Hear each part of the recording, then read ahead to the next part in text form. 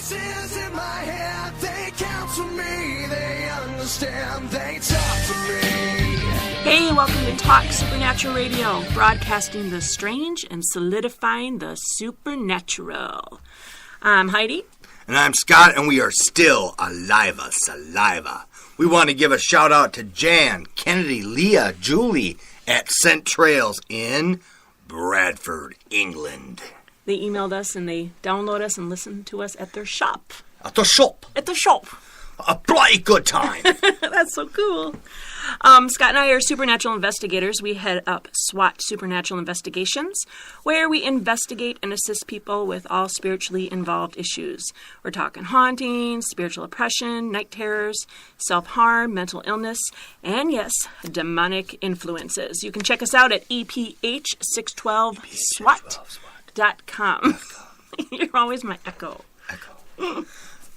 We broadcast live every Friday night. And tonight is part 2 of our True Terror series. We're looking into the true terrors behind Hollywood horror films. Hollywood. Back to Hollywood, brother. Many times, reality is scarier than film. Tonight we're going to talk about The Exorcist and Annabelle and a couple tidbits on a couple others. All right, so we are going to play you guys a cute little sound clip. Casper, the friendly ghost, the friendliest ghost you know. We're ghosts. All right, suck in the guts, guys. We're the Ghostbusters. Live people ignore the strange and unusual. I myself am strange and unusual. And you saw a shadowy, chain-rattling phantom? Fire and brimstone coming down from the skies. Rivers and seas boiling. 40 years of darkness, earthquakes, volcanoes. The dead rising from the grave. Human sacrifice, dogs and cats living together. Mass hysteria. Grown-ups don't understand why children love him the most. But kids all know that he loves them so. Casper the friendly ghost. Well, we've come a long way since Scooby-Doo and Casper, and a lot of movies are real and some are not. Scott, did you know that according to stats at the movie data site, the numbers, last year $255 million was spent at the theater on horror flicks? Why in the world do people pay to get scared? Like, why are paranormal shows so hot? I've said it before, we are all spiritual beings. We only live in fleshly bodies. The fact that we have to live in a physical world is sort of a deterrent. So our spiritual selves are craving to connect to its spiritual core. I think that's why people are driven to scary movies. I know that you talk about it being a rush and everything. We want to believe the supernatural exists. I think we all know that spiritual realm does exist, or at least most of us do. That's why you guys are listening. But too many people are diving into the dark elements, which is dangerous. Is that the way you spelled it? You said dangerous. 2 ways people try to connect to their spiritual core is through seeking out spirits and communication with them. And that is dangerous, too. 2 ways are spiritism and necromancy. Scott, do you know what those are? Well, spiritism is any practice based on communication with spiritual beings. Necromancy, talking to spirits of dead people. 9 out of 10 of our cases have originated due to some... Why are you doing that voice? You want me to do the voice? No, I didn't want you to do the voice. Well, suit yourself then. What hump? Well, like Scott was trying to say, 9 out of 10 of our cases have originated due to someone opening a door to the spirit realm. No, you don't have to do the effects. I think they get it. Oh. You don't have to, even though sometimes we do. We do those. You do? Yeah, like when I was talking about something levitating, I'm like, bing! I'm like, that doesn't sound like somebody levitating. I don't know what that They're was. levitating really quick. I guess. So they can deal with us. Well, last week we talked about Doris Bither from the movie The Entity and how she was using a Ouija board and holding seances. Yeah, that was good times. Interesting. You know, she was demonically attacked for most of her life. You don't know who or what you're bringing in when you're doing that stuff. When people enlist the help of other people, who think they know what they're doing and they don't, you bring a world of hate down. Like in the case of... Down. Bringing the hate down. Like in the case of LaToya down. Like, yes. Bringing... Oh, go ahead. They're going to think this is a radio station. Like in the case of LaToya Ammons, or in the case of Robbie Mannheim. He was taught by his aunt how to contact spirits with the Ouija board. Do you know who Robbie is? Here's how you become possessed. Take over the whole world. Play with the cardboard until it talks to you. Well, Robbie's the little boy that the movie The Exorcist was based on. Only the movie The Exorcist was based off the book that was based off the story. But in 2000, they made another movie called Possessed, and that was said to be more accurate. So we're going to talk a little bit about The Exorcist. It was released in 1973, but the true story happened in 1949. In 1949, check this out, minimum wage was 40 cents. Whoa. Bruce Springsteen was born in 1949. what? The boss in color TV was perfected in 1949. I get up in the morning, smell your breath. No. Oh, never mind. Don't. That sounds terrible. We're married. It sounds like you get up in the morning, you smell my breath. What? Yeah. Is that a Bruce Springsteen song? No. Oh, I don't know where that came from. What is that? I don't know. Oh, boy. Okay, so anyways, so 13-year-old Robbie was from Maryland, and he was said to be demonically possessed. I believe that he opened himself up to it by using the Ouija board. Now, multiple exorcists, including the Roman Catholic Church, were on this case. An estimated 25 people witnessed his spiritual affliction at one point or another. And, you got to try and grasp the time, 1949. That was a long time ago. Now this stuff is just, people talk about it, and it's in the internet and movies. Yeah, it was all hush, hush, quiet, quiet back then. Yeah, like you didn't talk about that stuff. Now, Robbie was said to be quiet and studious and to himself, that he came from an average family. But in the summer of 1948, his aunt decided to teach him how to play with a Ouija board. Excellent. Yeah, that's something aunts Good do. decision. Good decision. It's like, hey, I got an idea. And weeks later, the aunt unexpectedly dies of natural causes. Dun, right dun, after dun. this, He started hearing things. noises. Yeah, like, knocks. Oh, I can't knock. It's a padded wall, Heidi. There, I'm knocking. It's the kind of room you belong in. Great. You belong in a padded room, too. That's why I'm with you. That's right, because we drive each other crazy. So anyways, they started hearing unusual sounds, thumping, tapping, banging. They're all coming from a empty upstairs, sort of like my house in West Dallas. Objects moving on their own. The chandelier was swinging by itself. I guess the portraits of Jesus were banging against the wall. That would just be a little bit of a red flag for me. So it wasn't like a picture of a dog. It was like, oh, Jesus, gong, gong, gong. It's pretty scary. I don't know. I guess there was rapid scratching and knocking from under the floorboards. They thought it was mice at first, so they called them pest control, but obviously they found nothing. The family thought it was the aunt trying to communicate with them. And so there were reports that the son was using this Ouija board to try and communicate with his aunt after she died. So I guess the noises intensified, obviously, after they used the Ouija board. It almost sounded like people marching in the house. I guess it just got so bad that the noise was beyond what they could, handle. And, well, you remember when I lived in West Dallas and that noise? There was an empty attic. And when Scott and I were dating, and I brought him over on our first dates to introduce him to my friends. First date. Yeah. And you married me. See, I knew you were weird just like me. When you're strange. So I know that's a total sign. I mean, when you're hearing all that stuff constantly, it's more than a friendly ghost like people think. Something's pretty serious. So they all started to get scared when the mom walked in on the son, on Robbie, and he was in bed, and the entire bed was shaking and rattling violently.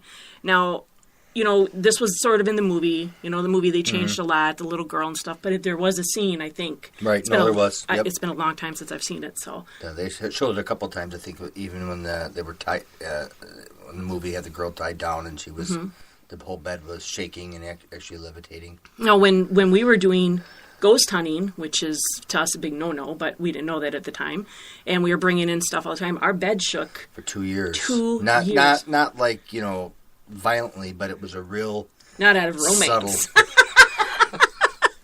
Subtle... Control, Heidi. Sorry. It shook just real mildly, but No, one time it shook so bad I fell out of the bed, remember? And we had a really high bed.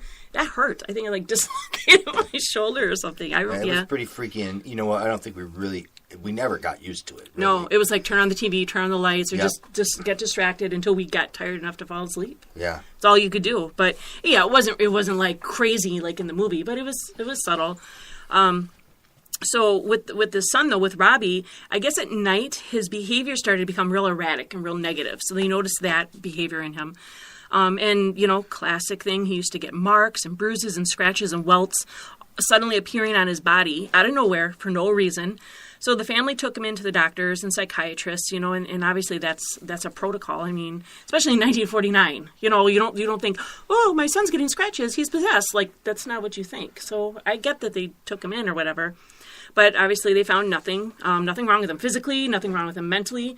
So they called in the Catholic Church. And a priest met with Robbie, and he explained at that very moment of meeting him that he noticed, and his quote was, a dark stare, almost as if there were nothing behind the eyes. And we've seen that in a couple cases where people were possessed. And it's a little different when you see somebody that has, brown eyes and has, the whites around their eyes like anybody else. And then you watch them turn completely black with no whites. Oh, yeah. You can't say, oh, you're just imagining it. It's like, okay, I'm freaked out now. No.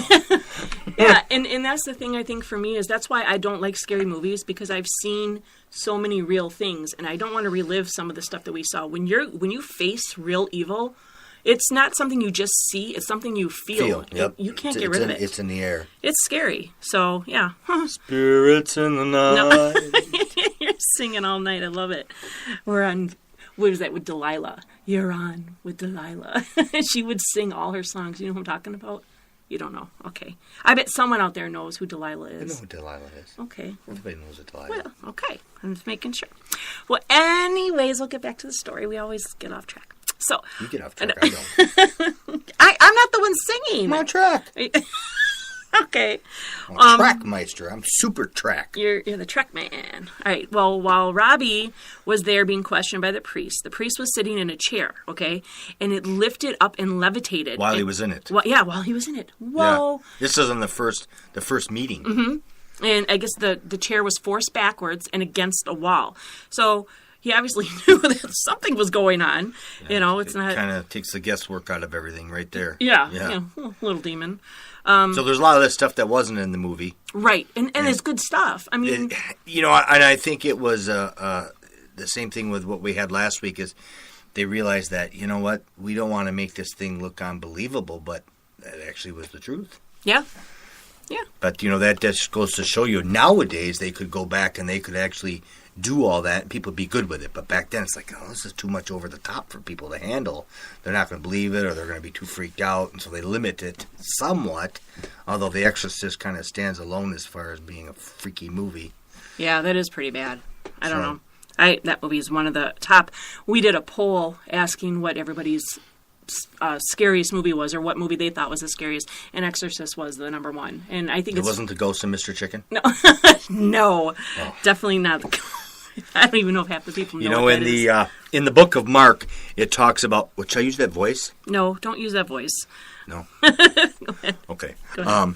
Jesus asked a possessed man, "What is thy name?" And the answer was, "My name is Legion, for we are many." Exorcism goes back many centuries, but a third of Jesus Christ's work was casting out demons. A lot of people, the churches don't want to address this, they don't want to talk about it, but a third of what Jesus did in the Bible is dealing with spirits, whether that spirit be sickness or disease or an actual, present demon or whatever. Right. And people were like, well, we don't want to do that. It's like, and the priest had asked the boy in Latin. Okay, so he's talking to a 13-year-old boy in 1949 in Latin. There's no way this boy could have known. Well, did we tell him why they used Latin? Yeah, last week we talked. We did? Well, if they didn't hear it, you can tell them in case someone didn't hear it. Well, that's just so that the priest will use Latin so that they know that they're getting a real response and not an act or something from the person. Because only a demonic spirit's going to understand Latin. Right. It's a known language, but it's not a spoken language anymore. Yeah, it's such an old... learn it, yeah. Yeah. And I happen to speak Latin quite frequently. Did you take that after your bocce class? Speak bocce. Ye of little faith. So the priest asked the boy in Latin, "What is your name?" He was addressing the demons. And the response came out of Robbie that I am legions. And that was like in the book of Mark, so it's showing that this boy had many demons, not just one. And a lot of people don't understand. They think, well, the devil's in hell and stuff, and that's not Scripture. Scripture says that Satan was cast into the earth, and a third of the dark angels were cast with him. And so there's so many, and there's only one Satan, so it's not like Satan possesses every person we hear these stories. Right, no. There's demons, and there's also a percentage of demons that were locked up and chained for whatever reason. So there's some that are so bad, I guess, that they won't even allow them to run around. Yeah, so, many people use special prayers and rites and rituals and tools, and it takes them days and weeks to exorcise somebody. But Jesus only had to command the demons to come out. That's all he had to do was tell them to leave, and they did. And, Jesus gives us the power and authority to do the same thing. A lot of people think, you have to be Catholic, or you have to know an exorcist or whatever, and you don't have to do all these special things if you have the power of God. Like in John 14:12, it says, "Greater works than these shall he do." Mark 16:17 tells us, "And these signs shall follow them that believe. In my name shall they cast out devils." Now this word believe, we talked about, found in concordance and stuff before, means to trust in Jesus, to aid in doing something. This word believe is an action word, something you have to do. It's not just a thought and I believe. It's do something, have a action behind it. So yeah, so if you have that Spirit of God with you, and I don't care what religion you are or what kind of person you are, what faith you have, if you don't hold the Spirit of Jesus Christ or call upon him to deliver a person from a demonic stronghold, it will not happen. I don't care who you are. Only God can do it, not us. So this priest and family, they admitted Robbie to a hospital in Washington. It was run by monks, and they oversaw the whole of all the events that took place. Robbie became violently unstable. He would shake and rock and scream. He'd have aggressive flare-ups, aggressive screaming. The nurses had to actually physically restrain him. And for 3 nights, the priest prayed and did exorcism rites, but Robbie became increasingly violent. He'd foam at the mouth, shout, insult the priest, and try to free himself from the restraints. And one time he was able to free one of his hands and rip it from the springs under the mattress and slice the priest's wrist, from the wrist all the way to the elbow. And the priest had to take time away from helping the boy to heal. That's a pretty serious thing, But Robbie continued to receive unexplained cuts and bruises and scratches and welts. One night, like in the movie, the words St. Louis appeared literally branded onto his chest. Now, I don't know why, but it just happened to be after that night, soon after, the boy's family moved in with relatives in St. Louis. Now, I don't know if that was already in the works, and then the St. Louis came out of chest. I don't know. But well, that's one thing too, that the people who want to play with Ouija boards and seances and all this stuff, they don't realize that the demonic realm has a great understanding of what's going on. They do know some future events, and they can manipulate a great deal. You gotta remember, they're not living in our time; they're in their own time, and so they're able to manipulate in and out of our realm as they want to and know things. Yeah, and they know things. They don't know everything, but they do know things. So. When they went to St. Louis, they turned to another Catholic church there, and several priests assisted in helping him. They logged 6 weeks of exorcism rites, and they detailed everything in this diary, and it was turned into a book by Thomas Allen, and the book was called Possessed. So that's where that movie in the year 2000 came. Robbie would yell at the priests and threaten them with violence, command them to leave, and he even made vulgar sexual propositions to them. They would hold a pillow over his face to stop his foul mouth sometimes, which probably wasn't a good idea, but, you're not in that situation after it's constantly being badgered by, The priest recited the exorcism prayers every night for a full 3 weeks. They often had to pin Robbie down, and they said the violent hits Robbie gave were beyond adult strength. They didn't know where he got the strength. He seriously injured one of the priests and broke his nose one time, too. The marks continue to appear, sometimes forming words and sometimes just marks. They moved him again to another hospital run by monks, and they confined him in a room where no one could hear him. The lead priest's health, it was deteriorating, and this is a different priest, because that one priest that he cut never returned. So they had moved him and everything, so now we've got a whole another group of people on this. But this particular lead priest, his health was deteriorating. One time he even broke out in boils, which is a biblical curse type thing. So they decided to baptize Robbie. Isn't that crazy? In hopes that this would help. And they said following that was the worst few days ever. So after they baptized him, because they're like, we don't know what to do. We've tried everything. We've done everything. And, and you should get baptized. Anybody should get baptized. It's biblical. It's scripture. But they decided, let's baptize this kid, see if that helps. And it was a bad 3 days. So now they're probably thinking, oh my gosh, what do we do? But then a voice came out of Robbie, clear and strong, and it called out to Satan. And it wasn't Robbie's voice. It was some kind of a male voice. And he said that he was Michael, and he commanded him and the other evils, or commanded Satan or whoever, and the other evil spirits to leave the body now. So, Yo, Satan! Leave this kid alone! I don't know if it's exactly what he said. Oh, that's what he said. You think so? You want to explain who Michael is? Angel. Yeah, Michael's an angel.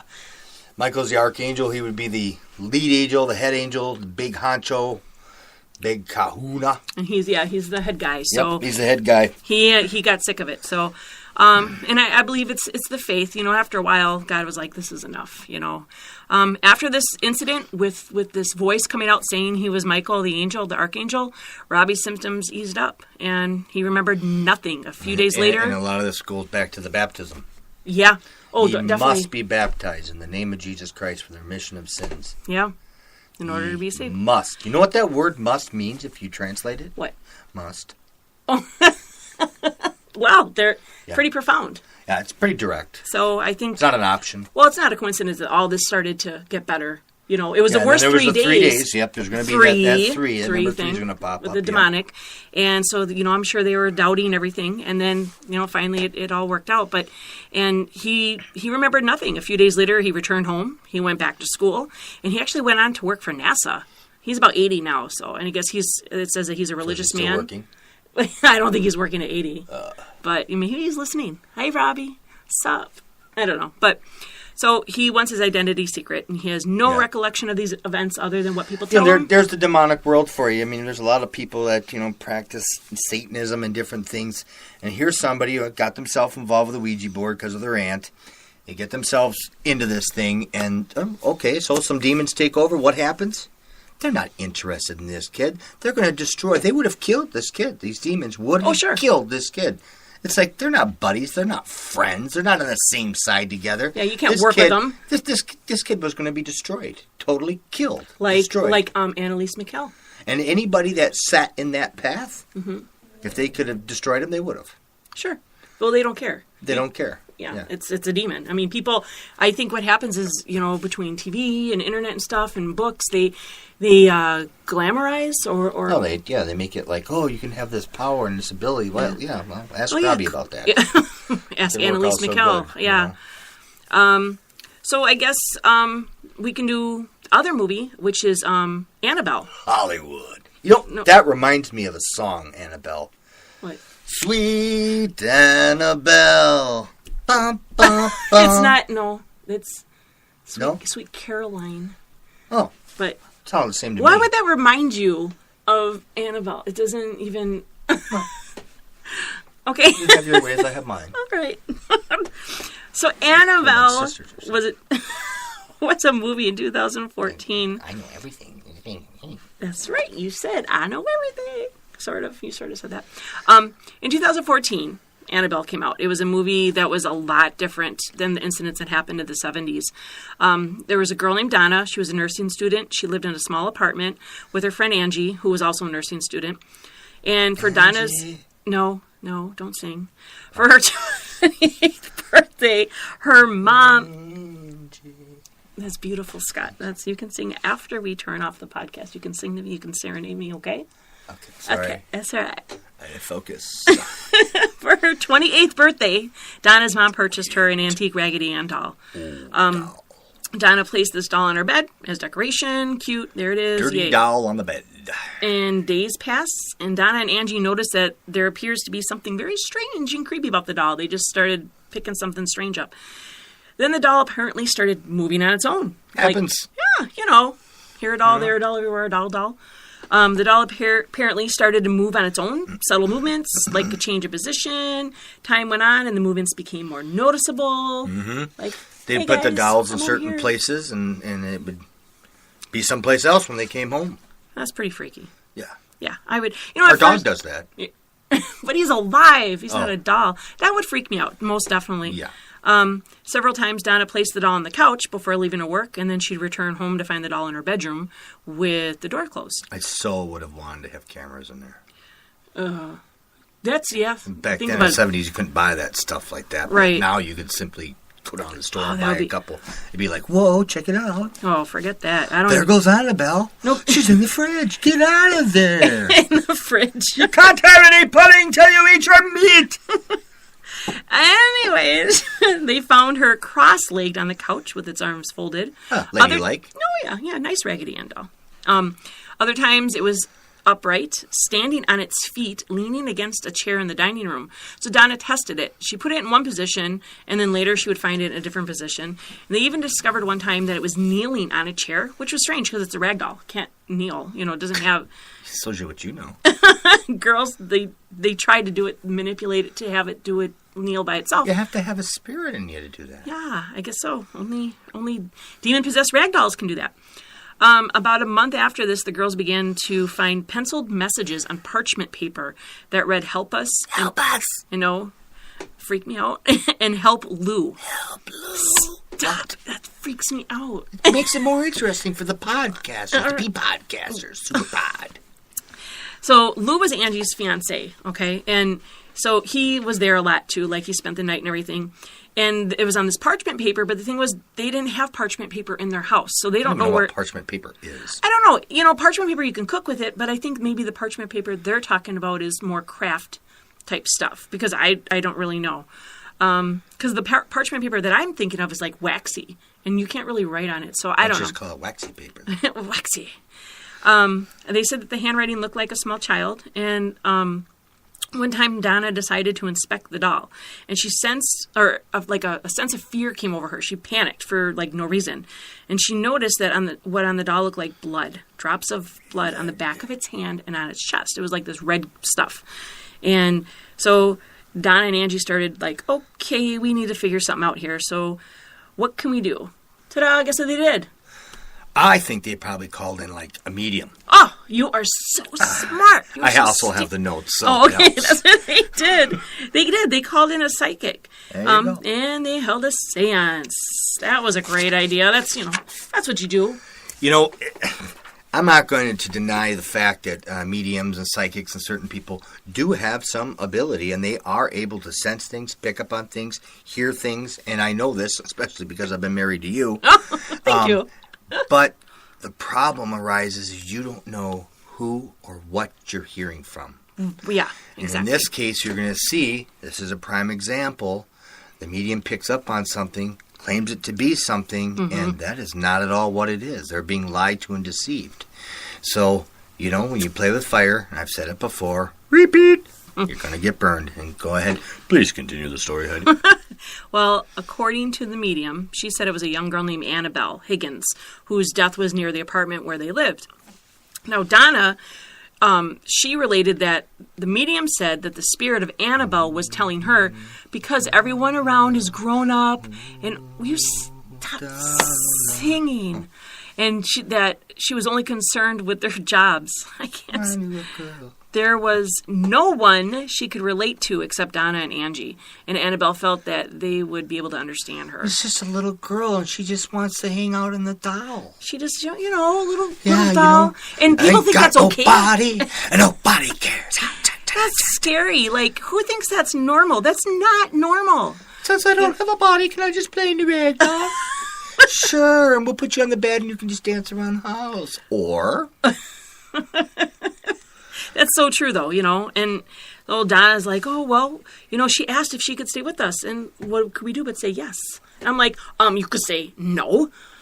Get out, Get out. Yeah, it's like, that's scary. Well, Christmas, they found a little chocolate boot on the stereo, and they assumed it came from Annabelle. Because we all know that's what ghosts do. They leave you little chocolates at Christmas. Chocolates, it's typical, yeah. Little supernatural chocolates from the spirit realm. 101 chocolate-giving spirits. I don't know. A statue lifted up and went across the room. It tumbled in the air, fell on the floor. Now, Lou, Angie's fiancé, he stayed there all the time, like I said, and he said he never liked the doll. He had a bad feeling about it. Like that doll. He warned Donna that there was something evil about it. He told her to get rid of it. He was having recurring bad dreams. The way he describes these could be borderline night terrors. I don't know. But he said they were recurring. They were bad dreams. He'd always wake up in like this fear and panic. But this one particular night... That's what we call oppression. Right, yeah. Yeah, now you're having something around you and it's oppressing you. Yeah, exactly. So we don't have possession in the Lou's case. He's being oppressed by a demonic energy. Yeah. Energy. In this case, something that's moved into the doll. And what's happened with the seance and all that is you just now, the medium, basically invited. Right. You just now gave this thing permissions because it increased once they had this medium show up. And it's like, oh, okay. Yeah, you can move into the doll. Oh, permission. Kind of like that whole thing, they have the thing with the... vampires? Vampires. Now, I don't believe in vampires, but... And I'm not here to offend anybody who does believe in vampires. But it's the idea of you've invited it, now you've got permission. You've just made that a little worse. Oh, yeah. Yeah, that's what happens. So. Well, Lou didn't like it, and obviously, whatever, he was telling them to get rid of it.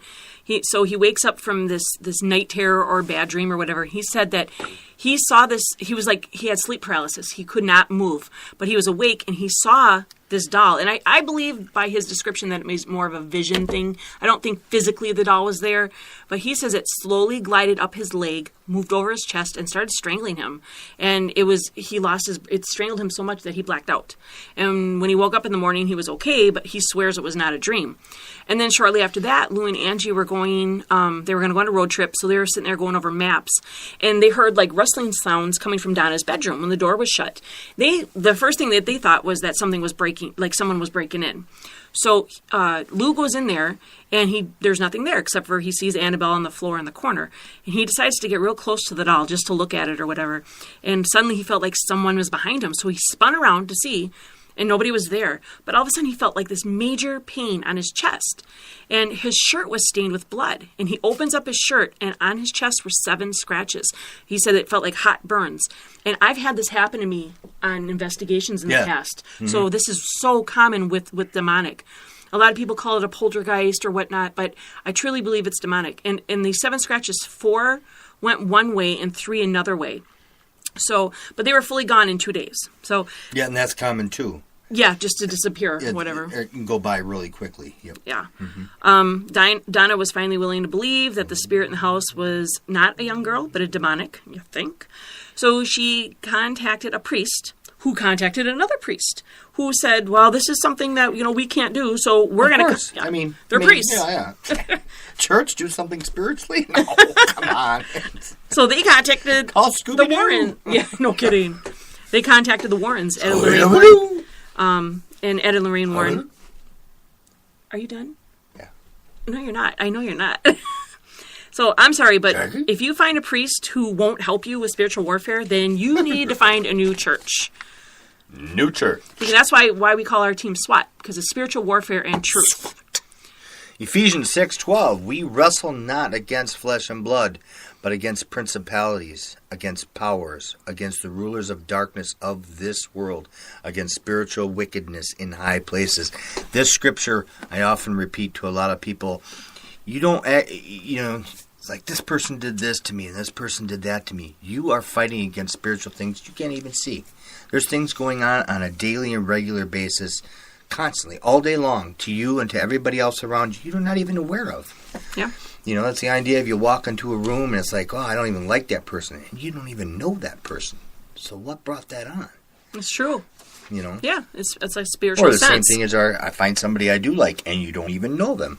Why do you like them? Maybe they have a good spirit about them, a good presence about them. So, yeah, it's true. That's like me. You know? No, I was going to say like me. No, me. Like when you met me. No, me. You were like, wow, she is awesome. She rocks. That's what you said about me. No, I was saying that's what you said about me. Oh. Okay, Annabelle. So a lot of people concluded that this doll was possessed. The Warrens didn't agree, and I don't agree either. I believe that the girl, Donna, or both girls, were being manipulated by a demonic spirit, because this is a common evil manipulation thing. The doll creates a deception, and first it seeks acknowledgement. Once you acknowledge it, it wants you to communicate. And then there's communication. Hello? Then phone her, and then a connection is made. Like they were emotionally tied because they thought this was a little girl. So now they're emotionally tied to this doll. And then what happens is the demonic spirit gets energy and it feeds off fear and materializes. So now it's able to do things like the writing, the blood, the physical attacks, and that's just how this flows. It's like a snowball, and it gets bigger and bigger and bigger. Well, the priests and Warrens, they did an exorcism, they did a blessing. The Warrens took the doll with them, and then this is neat. Ed Warren placed the doll in the back seat of his car, and he felt like this eerie negative energy, he said. And at each curve around, that the car swerved and stalled at every corner, it caused power steering and brakes to fail. After the Warrens arrived home, Ed sat the doll in the chair next to his desk. The doll levitated a number of times. That happens. Yeah. During the weeks, it began showing up in various rooms of the house, sort of like at Donna's house. In one instance, the priest, he had a priest come to his house about another case. And this priest comes in the house, and I guess Ed Warren must have told him about the doll or whatever. So he sees this doll, and it's seated in the chair, and this priest picks up the doll and says, "Oh, you're just a rag doll. You can't hurt anyone." And then he tossed the doll back in the chair. And it's like, you don't do that. You don't mock evil. You know, it's like you... And I think... Are you doing Yoda? No. Okay. So sometimes when we think a display of power comes, it's really only pride, and that creates a negative energy. And I'm going to hit you for stop the Yoda. I can't concentrate when you're doing Yoda. It's so funny though. So he was now check this out. So this priest who mocked this doll or whatever. Yo, check it out. Upon leaving, his brakes failed. And he entered a busy intersection, and he was involved in a near-fatal car accident. It destroyed his vehicle. You never mock evil, and we learned this the hard way. Yeah, we did. And that's what's interesting is we see and we read these and we research these, and some of the stuff we already knew. We are able to say, yeah, that happened to us. We had an investigation that we had to get to, and I don't know, we were just talking, and I don't know why I said it, but I was joking around in my way, and I was like, oh, the devil's not going to stop us from coming to this investigation or whatever. I mean, some kind of comment. And that's right. And then the one of our girls, she had problem on the way there. Her car broke down, her alternator or starter or battery, car wouldn't start. She couldn't get there. So she had to get a ride, or we had to pick her up or something. I can't remember how that went, or she used another car. Something, yeah. And then one of our other guys that were supposed to meet us at the house calls us up. Actually, the police brought him to our house. Oh, so we're standing there waiting. Yeah. Because wasn't something wrong with one of our vans? Well, yeah, not yet. Oh, okay. So we're standing outside, and a police car pulls up. We're like, what's up? And it was Brian. He comes out. He's like, hi, guys. He got a ride. He's like, hi. He got there. That would be his Brian. Car broke down. He would get there. He'd be like, no matter what, I'm getting there. Yeah, he's like, and so his car broke down, and I said, well, let's just go. Let's go get your car. I don't want to leave it sitting on the road. So we get out there, and I go to jump his car, and something was wrong, and it actually shorted out something in our van. So now we have all the cars except for one left that we normally didn't use at the house to keep us from going. All this happened inside of an hour. And so we had 1, 2, 3 cars down inside of an hour because we mocked it, saying, wow, nothing's going to stop us. We'll get there. And I think after that happened, we're like, okay, well, maybe we should pray and then get in the car. And we prayed over our secondary car. Please let us get there. Yeah. We're all freaking out in the car. We're like, please let us get there. I mean, things break down, things happen, but for it all to happen in such a short amount of time. And it was within 15 minutes of me saying that is when all this started. And then that next hour. So that's not a coincidence. And you don't have nothing good to say. Cars, you don't say nothing at all. Yeah. Even Michael the Archangel, when contending over Moses' body, said, you know what? The Lord's already dealt with you.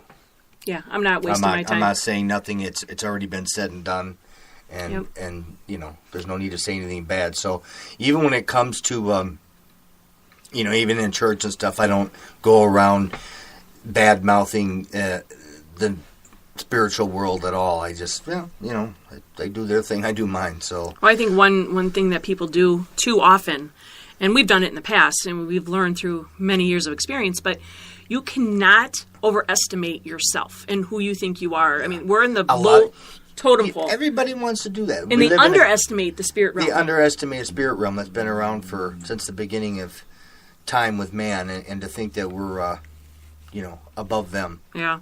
Well, we're about to wrap up, so let me just finish this story. The Warrens, they had a special case built for this Annabelle doll inside their place where they keep all their items and stuff from their cases. And they say Annabelle no longer moves, but one particular time when they were showing, they would take it through the museum and people would witness this doll or whatever.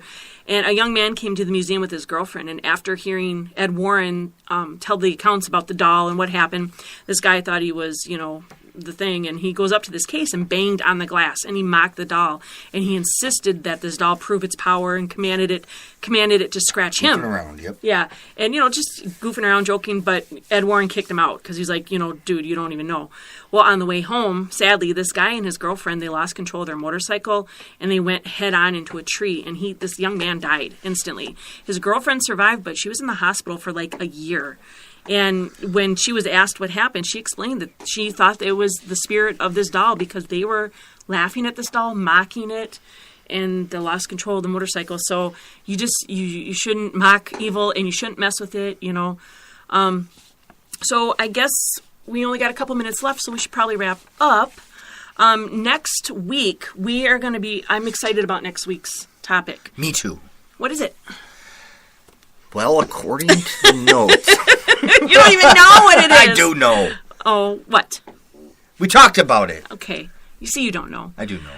It's the best of Yoda. No, what do ghosts and spirits want from us? They want, yes. It's going to be really interesting. We're going to give you a lot of facts and stats and stories and scripture and let you guys come up with your own synopsis of what spirits want from us. But it's going to be a very detailed and interesting...